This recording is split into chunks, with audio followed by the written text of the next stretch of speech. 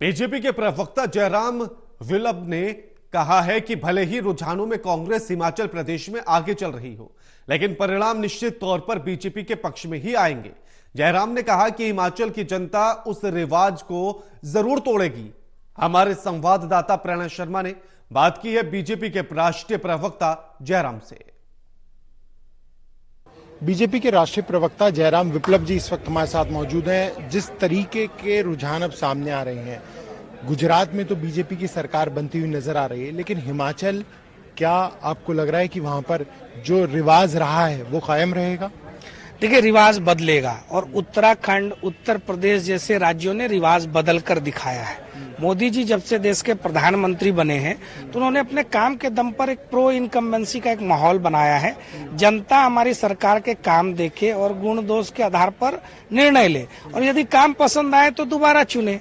क्यों? तो इसी प्रकार आप देखेंगे उत्तराखंड और उत्तर प्रदेश में जो रिवाज बदला है वो हिमाचल भी उसको दोहराएगा। लेकिन जयराम जी, जो रुझान है उसमें नेक टू नेक फाइट अभी तक देखने को मिल रही है। कांग्रेस कई बारी बीजेपी से आगे निकल चुकी है और बहुत ज्यादा बीजेपी को बढ़त मिल नहीं पा रही है अब तक जो रुझान आ रहे हैं।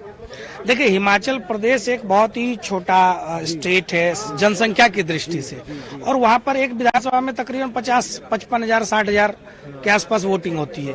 तो उसमें नेक टू नेक फाइट एक आध घंटे और आपको दिखाई पड़ सकती है, लेकिन अभी जो हम देख रहे हैं 36+ भारतीय जनता पार्टी आगे बढ़ती हुई दिखाई पड़ रही है। और जब फाइनल रिजल्ट्स आएंगे तो भाजपा कंफर्टेबली 40 सीटों के साथ हिमाचल में भी सरकार बनाएगी। जो वोटिंग परसेंटेज था वो काफी अधिक रहा है हिमाचल में, 70% से ज्यादा रहा। तो ये भी एक कयास लगाए जाते हैं कि अगर वोटिंग परसेंटेज ज्यादा है तो शायद सत्ता परिवर्तन की ओर झुकाव रहता है वोटर्स का।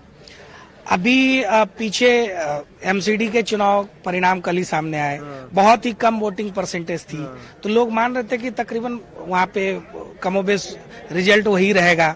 लेकिन रिजल्ट्स हर बार हर चुनाव के अलग ट्रेंड होते हैं। भारतीय जनता पार्टी ने, मैं प्रो इनकम्बेंसी की जो बात कर रहा हूँ, ये कई राज्यों में स्थापित है, और अगर वोटिंग परसेंटेज बढ़ा है तो आवश्यक नहीं है कि वो विरोध में ही गया हो। जनता हमारी सरकार के कामकाज से खुश होकर भी अधिक उत्साह में वोट कर सकती है, ऐसा भी हो सकता है। और ये भाजपा ने कई राज्यों में करके दिखाया है।